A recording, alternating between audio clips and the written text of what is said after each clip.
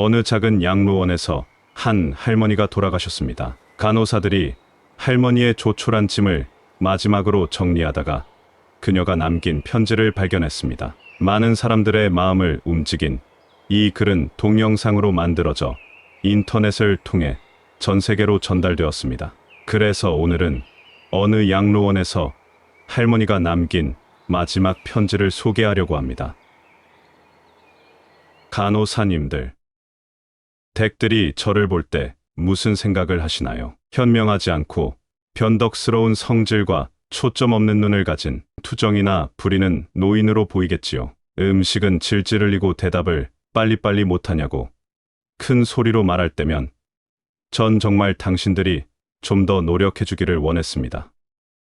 댁들이 하는 일도 못 알아차리는 것 같이 보이고 양말이나 신발 한 짝을 항상 잃어버리는 노인으로밖에는 안 보였나요? 목욕을 시킬 때도 설거지통 그릇만도 못하고 대돌만도 못한 내 몸뚱이가 서러워 눈물도 쏟아냈지만 흐르는 물에 감추어져 당신들 눈에는 보이지 않았겠지요. 음식을 나누어 먹는 것이 아닌 그냥 먹여주는 댁들의 눈에는 가축보다 못한 노인으로 비추어졌던가요? 댁들은 저를 그런 식으로 생각하시나요? 댁들은 저를 그런 식으로 보시나요? 간호사님들, 그렇다면 이제 눈을 뜨고 그런 식으로 절 보지 말아주세요. 그 자리에 꼼짝하지 않고 앉아서 나의 의지는 상실되어 댁들이 지시한 대로 행동하고 나의 의지가 아닌 댁들의 의지대로 먹고 온몸에 멍이 들어도 아픔을 삭혀야 했던 제가 누구인지 말하겠습니다. 제가 10살 어린아이였을 땐 사랑하는 아버지도 있었고 사랑하는 어머니도 있었고 형제들도 자매들도 있었답니다. 16이 되었을 땐 발에 날개를 달고 사랑할 사람을 만나러 다녔습니다. 20살 땐 평생의 사랑을 약속한 결혼 서약을 기억하며 가슴이 고동쳤답니다. 25살이 되었을 땐 당신들 어린 시절과 같이 귀엽던 어린 자녀들이 생겼답니다. 30살이 되었을 땐 어리기만 했던 자녀들이 급속히 성장해서 서로 오래도록 지속될 관계가 맺어졌답니다. 40살이 되었을 땐 어리기만 했던 아들, 딸들이 성장해서 집을 떠나게 되었지만 남편은 제 곁에 있어서 슬프지 않았답니다. 50살이 되었을 땐 제 자식들은 직장에서 일하고 손주를 제 무릎에 안겨주면 그때 비로소 인생의 맛을 느끼는 제 자신을 알게 되었답니다. 마침내 내 옆에 있던 이가 먼저 하늘로 떠나게 되면서 앞으로의 삶을 생각해보니 두려운 마음에 몸이 오싹해졌습니다. 자녀들이 모두 자기의 자식을 키우고 있는 모습을 보고 난 내가 알고 있던 지난 날들과 사랑을 한번 생각해 봤답니다.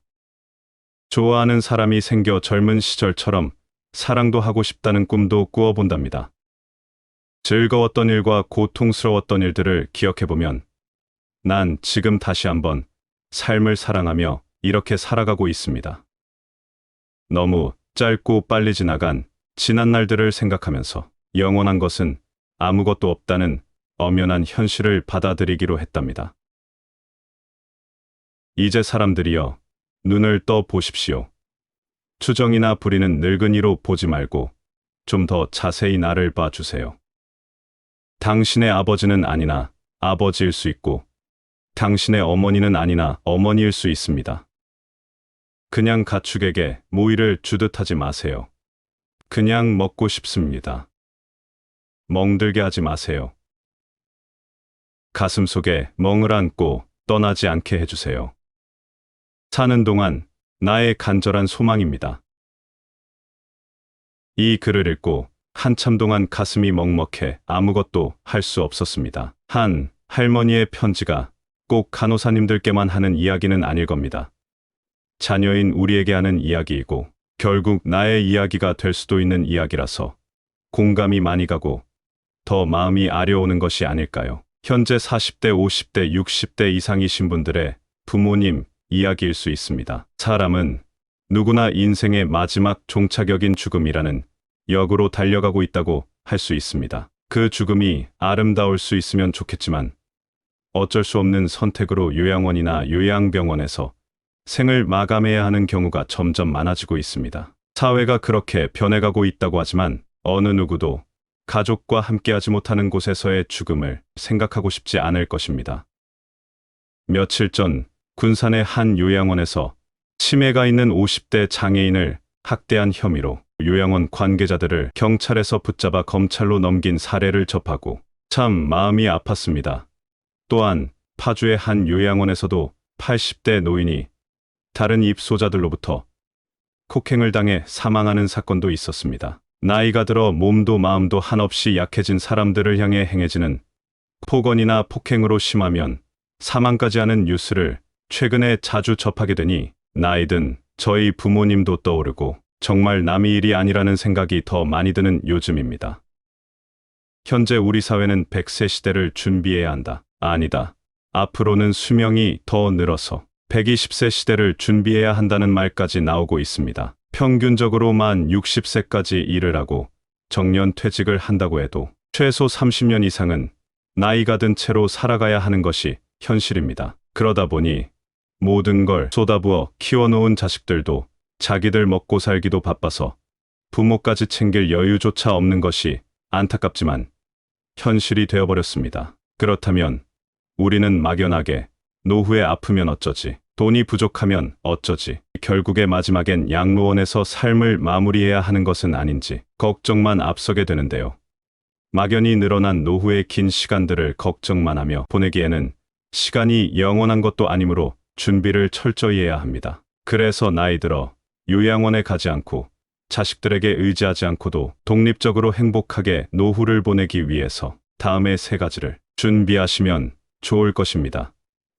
전문가들이 하나같이 입을 모아 노후에 꼭 준비하라고 말하는 3가지입니다.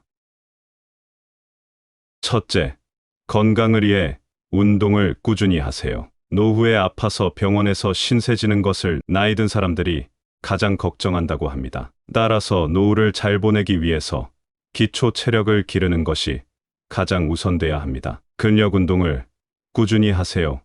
나이가 들면 노화가 급속하게 진행되는데요.